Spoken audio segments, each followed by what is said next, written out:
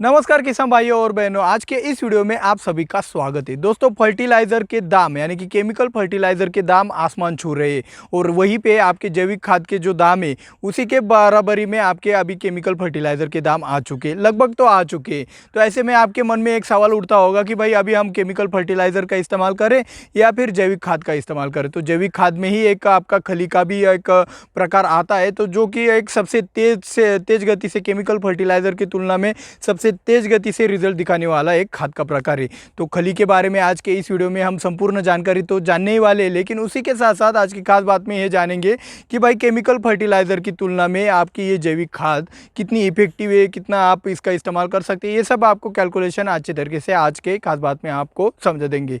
तो बने रहे मेरे साथ वीडियो के अंत तक। मैं हूं दिवराज और आप देख रहे हो निर्माता। चलिए शुरुआत करते हैं आज के वीडियो की। तो दोस्तों, खली के बारे में पूरी जानकारी जानने से पहले आपको पहले ये समझना होगा कि खली बनती कैसे है। तो जितने भी आपके तेल वर्गीय फसलें होती है, जैसे कि मूंगफली हो गया, तिल हो गया, नीम हो गया, सरसों हो गया, करंज हो गया, तो इन फसलों से क्या होता है, तेल निकलता है। जब फैक्ट्री में इससे तेल निकाला जाता है तो उस तेल निकलने के बाद जो भी बचा कुचा हिस्सा होता है उसमें बहुत ही ना के बराबर तेल बचता है और उसी के साथ साथ कुछ आवश्यक तत्व होते हैं उसमें, जैसे कि आपका नाइट्रोजन, पोटैश, फॉस्फोरस हो गया, या फिर उसमें कुछ प्रोटीन भी आता है। ये बहुत सारे कम ज़्यादा मात्रा में अलग अलग फसल के खली में होता है। तो ये जो खली बनती है ये आपने अच्छी तरीके से समझ लिया कि भाई खली आपके तेल वर्गीय फसलों में जो बीज से जो तेल निकालते हैं, वो तेल निकलने के बाद जो बचा कुचा हिस्सा होता है उसी से आपकी खली बनती है। तो वो खली आपके ज़मीन के लिए इतनी महत्वपूर्ण होती है कि वो ज़मीन की जो जैव विविधता होती है उसको भी बढ़ावा देकर आपकी फसल में जो न्यूट्रिशन देने का काम करती है, उससे आपकी फसल भी अच्छी हो जाती है। तो ये बहुत ही कॉस्ट इफेक्टिव बन जाता है।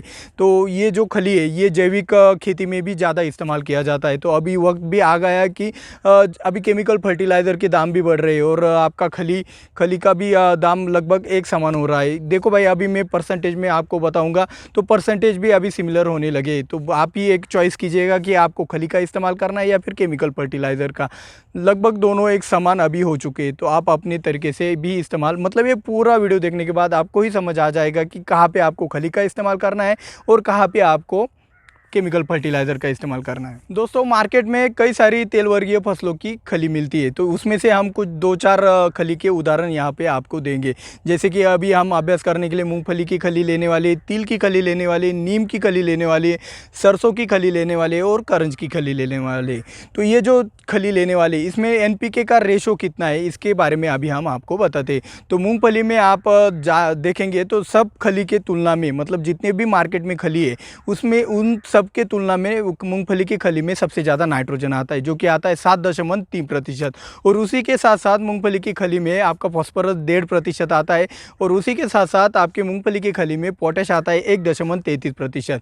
तो मूंगफली के खली में सबसे ज़्यादा जो रेशो है, जो हम कहते हैं नाइट्रोजन बेस्ड फर्टिलाइज़र, तो वैसे ही मूंगफली की खली में नाइट्रोजन सबसे ज़्यादा होता है। उसी के साथ साथ अगर आप तिल की खली लोगे तो तिल के खली में सबसे ज़्यादा फॉस्फोरस होता है। उसमें नाइट्रोजन सिर्फ 6.2% होता है, मतलब फॉस्फोरस 2% होता है। मतलब आप जितनी भी खली लोगे उनमें से फॉस्फोरस की जिसमें ज़्यादा क्वांटिटी है तो वो सिर्फ और सिर्फ तिल की खली है। तो फॉस्फोरस 2% मिलता है यहाँ पे। हालांकि आपका नाइट्रोजन भी ज़्यादा मिलता है, लेकिन फॉस्फोरस बाकी खलियों की तुलना में तिल की खली में ज़्यादा मिलता है। इसमें पोटैश आता है 1.2% तिल की खली में। इसी के साथ साथ अगर आप चाहोगे कि भाई मेरे को सभी खलियों में एक पोटैश की मात्रा जो ज़्यादा है वो वाली खली चाहिए, तो वो मात्रा किस में ज़्यादा है, तो वो नीम की खली में ज़्यादा होती है। तो नीम की खली में आपका नाइट्रोजन 5.2% आता है, फॉस्फोरस आता है आपका 1% और पोटैश आता है उसमें 1.4%, जो कि सब खलियों की तुलना में इसमें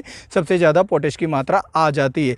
उसी के साथ साथ हम सरसों की खली और करंज की खली भी लेंगे यहाँ पे उदाहरण के लिए। लेकिन मैंने जो पहले 3 खली बताई आपको, मूंगफली की खली, तिल की खली और नीम की खली, तो इन तीनों का आप बेझिझक इस्तेमाल कर सकते हो आग बंद करके। और बाद में अगर आपके पास आपके एरिया में अगर ये तीनों खली का ऑप्शन नहीं है, मार्केट में अवेलेबल नहीं, तो आप बाद में सरसों की खली या फिर करंज की खली भी आप ले सकते हो।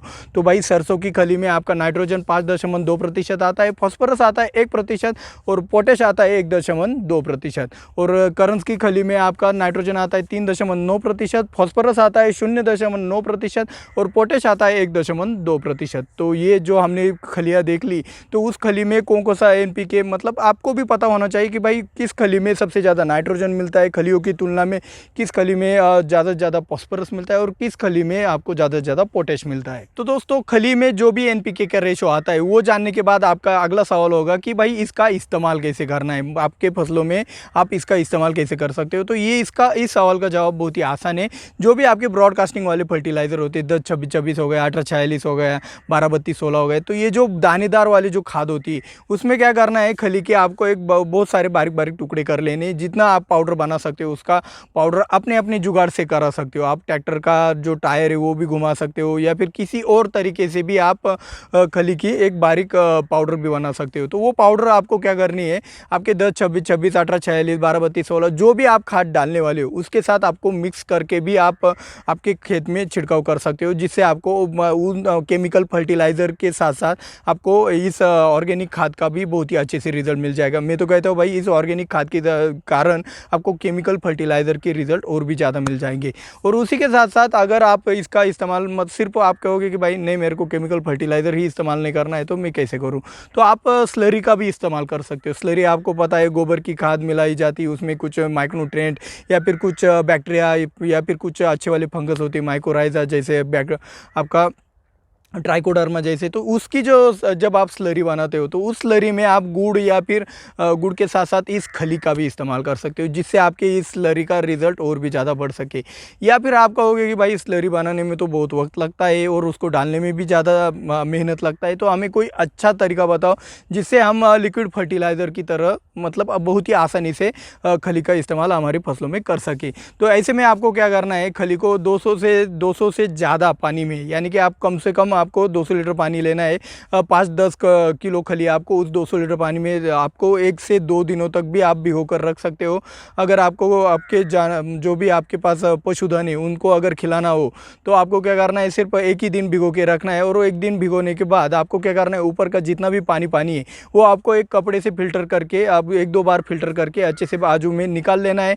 आपकी जो नीचे जो आपका जो खली का जो आपका रॉ मटेरियल बचता है वो आप आपके पशुधन को खिला सकते हो। और जो आपका पानी होता है वो पानी आप हिंचुरी के द्वारा आपके फसल को भी छोड़ सकते हो, जिससे क्या होगा आपके एक डबल फायदा होता है। आपका पशुधन भी अच्छे से मतलब हेल्दी रहता है और उसी के साथ साथ आपकी फसल भी एक कम बजट में बहुत ही अच्छी आपको उपज दे देती है। तो आपको अगर हमारी ये जानकारी अच्छी लगती है, अभी खास बात बाकी है, लेकिन वीडियो को अच्छा लगता है तो भाई दिल से लाइक तो बनता है। और जिन्होंने अब तक हमारे चैनल को सब्सक्राइब नहीं किया है भाई जल्द से जल्द सब्सक्राइब कर लो, क्योंकि इससे भी बढ़िया वाली जानकारी आगे भी आपको मिलती रहेगी।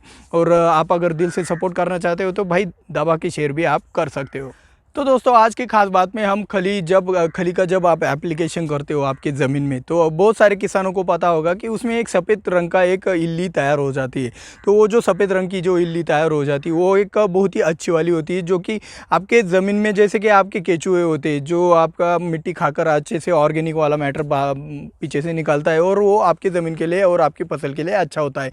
वैसे एक इल्ली एक सफ़ेद रंग का कीड़ा तैयार हो जाता है आपकी खली के माध्यम से, जो कि आपके जो केमिकल फर्टिलाइज़र हो गए या फिर आपके ज़मीन में जो भी न्यूट्रिएंट अवेलेबल है वो अपने अंदर लेके एक ऑर्गेनिक स्वरूप में वो बाहर निकलता है। और जो आपके फसल को बहुत ही अच्छा लगता है और फटक से उसका अपटेक भी हो जाता है। और अपटेक होने के कारण उसके रिजल्ट भी आपको कम समय में दिखाई देते हैं। आप देखो भाई जैविक खेती में सब प्रकार के अगर आप खेती करते हो तो आप गौमूत्र को छोड़कर जो भी उसका तुरंत रिजल्ट आता है जैविक खेती में, वो 2 नंबर में सिर्फ और सिर्फ आपकी खली है। तो खली के भी रिजल्ट आपको 8 से 10 दिनों में मिल जाते हैं, आंखों से दिखाई भी देते हैं, आपकी फसल भी तंदुरुस्त होने लगती है। तो ये जो खली के रिजल्ट है वो आपको अगर और अच्छे से पाने तो आप इन तरीकों का भी इस्तेमाल कर सकते हो। आप ब्रॉडकास्टिंग फर्टिलाइज़र के साथ इस्तेमाल कर सकते हो, आप स्लरी के साथ इस्तेमाल कर सकते हो, या फिर आप वीगो के वेंचुरी के द्वारा भी आप अपनी फसल को देकर आप अच्छे रिजल्ट पा सकते हो।